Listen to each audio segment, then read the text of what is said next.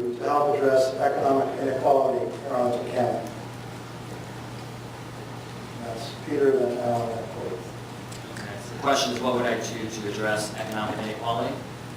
Yes. Okay. Well, I would certainly be an advocate for those less fortunate and more at risk in our community.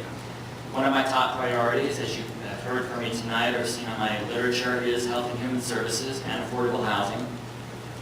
We need to make sure that we don't have discrimination and that we encourage and promote equality in our county hiring practices.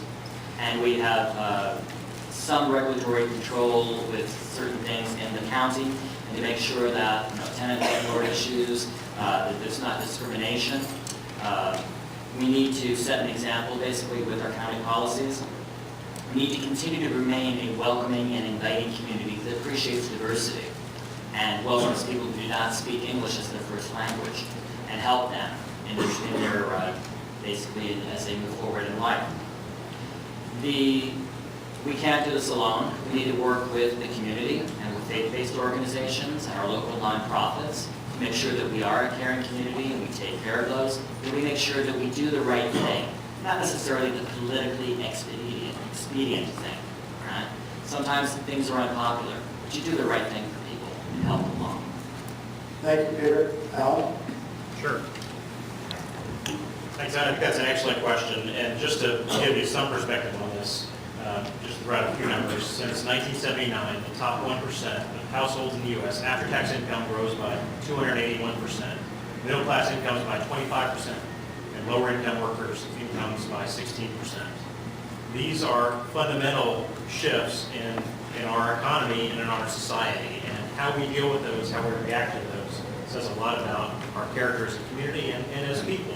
And so I think it's important that we recognize that it is a value that we hold dear as Democrats and as the Arlington community, that we take care of those who need our help. And that takes many forms. It takes forms of a strong social safety net around housing grants for people who are in need, for a homeless program to try and get people into shelter first and give them services to help them get back on their feet. There are lots of ways that Arlington seeks to help out people who have all sorts of needs, and it should be.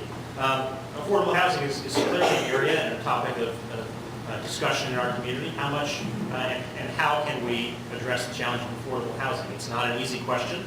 It's a regional challenge, it's a national challenge, and it's one that's particularly acute in Arlington because of the success we've had in the community around our schools and around other assets that make Arlington the place that people want to be. But address it and rise to the challenge we must. And so we should look at what are the options available to us to expand the affordable housing so it's not just available to folks at the very lowest incomes, but a lot of people who feel like they're getting priced out of Arlington, who have middle income jobs, who have families, who feel like they can't make Arlington home anymore. And that's a problem for them.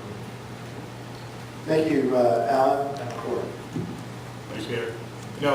I agree, actually, that affordable housing is a huge issue in Arlington. That's one of my reasons I'm so concerned about the Columbia Pike Streetcar and the reduction of the affordable housing that we have in South Arlington. But I also want to echo one more thing that Peter talked about, and that is diversity.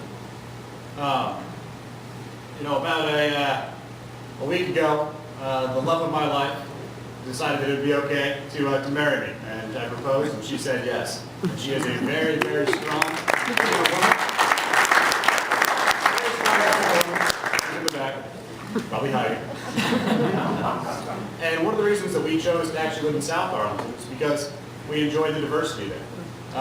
Growing up where I did, it was about 70% Hispanic, and it was a wonderful community to have people from different places, different walks of life, and that's what we need to continue to focus on. And if we allow our diversity to disappear from Arlington, it's going to make us not a rich community, but a very poor community.